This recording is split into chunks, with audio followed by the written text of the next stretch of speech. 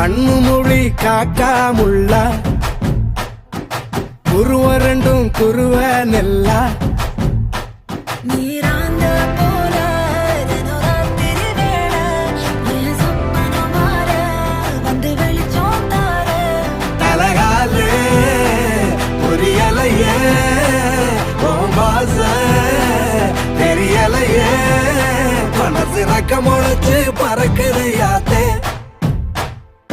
கண்ணு மொழி காக்காமுள்ள உன் குருவ ரெண்டும் குருவ நெல்லா I love to walk on the beach.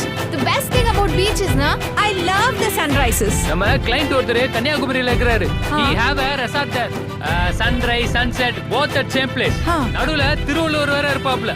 Oh. Shall we go? போய் photo எடுத்து அனுப்பு. I'll put it on Instagram. Very nice. நேசத்துக்கும் பாசத்துக்கும் ರೆಸಲ್ಯೂಷನಲ್ಲಿ ಮೇನ್ ಇದೇನೆ ಕಾಂಪಿಟೇಟಿವ್ ಎಕ್ಸಾಮ್ಸ್ಗೆ ಪ್ರಿಪೇರ್ ಆಗಬೇಕು ಹಾಗೆ ಅಟೆಂಡ್ ಮಾಡಬೇಕು ಅಂತ. ಇನ್ಫ್ಯಾಕ್ಟ್ ಯಾಕೆ ನಾನು ಈಗ ಟೈಮ್ ತೊಗೊಂಡೆ ಅಂತ ಹೇಳ್ತೀನಿ.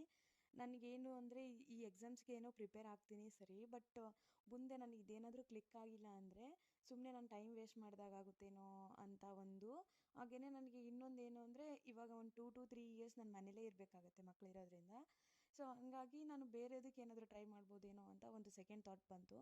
ಸೊ ಆ ಸೆಕೆಂಡ್ ಥಾಟ್ ಯಾವಾಗ ಬಂತು ಅವಾಗಿಂದನೂ ನನಗೆ ಮೈಂಡು ಫುಲ್ಲು ಡಿಸ್ಟರ್ಬ್ ಆಗೋಯಿತು. 2 ಇಯರ್ಸಲ್ಲಿ ಮಾಸ್ಟರ್ ಡಿಗ್ರಿನ ಮುಗಿಸ್ಕೊಂಡ್ಬಿಡ್ಬೋದು. ಸೊ ಅದನ್ನು ಮಾಡಲಾ, ಇಲ್ಲ BEd ಮಾಡಲಾ, ಇಲ್ಲ ಸುಮ್ಮನೆ ಮನೇಲೇ ಇದ್ಬಿಡ್ಲಾ, ಇಲ್ಲ ಸ್ಟಿಚಿಂಗ್ ಏನಾದರೂ ಕಲೀಲಾ, ಈ ಥರ ತುಂಬಾ ಆಲೋಚನೆಗಳು ಬರೋಕ್ಕೆ ಶುರುವಾಯಿತು. ಫೈನಲಿ ಡಿಸೈಡ್ ಆಗಿದ್ದೀನಿ ಏನಂದರೆ ಕಾಂಪಿಟೇಟಿವ್ ಎಕ್ಸಾಮ್ಸ್ಗೆ ಪ್ರಿಪೇರ್ ಆಗೋಣ ಅಂತ. ಯಾಕೆ ಅಂದರೆ ಅದನ್ನೆಲ್ಲ ಮುಂದೆನೂ ಸಹ ಮಾಡ್ಬೋದು, ಬಟ್ ಕಾಂಪಿಟೇಟಿವ್ ಎಕ್ಸಾಮ್ಸ್ಗೆ ಏಜ್ ಲಿಮಿಟ್ ಅಂತ ಇರುತ್ತಲ್ವ. ಸೊ ಏಜ್ ಲಿಮಿಟ್ ಮೀರಿದ ಮೇಲೆ ನಾವು ಬರಿತೀವಿ, ನಮಗೆಲ್ಲ ಗೊತ್ತು ಅಂದ್ರೂ ನಮಗೆ ಆ ಚಾನ್ಸ್ ಸಿಗಲ್ಲ. ಮತ್ತು ಆ ರಿಗ್ರೆಟ್ ನನಗೆ ಲೈಫ್ ಲಾಂಗ್ ಇರುತ್ತೆ ಅಂತಂದು ಹೇಳ್ಬಿಟ್ಟು ಇವಾಗ ಕಾಂಪಿಟೇಟಿವ್ ಎಕ್ಸಾಮ್ಸ್ಗೆ ಪ್ರಿಪೇರ್ ಆಗ್ತಿದ್ದೀನಿ.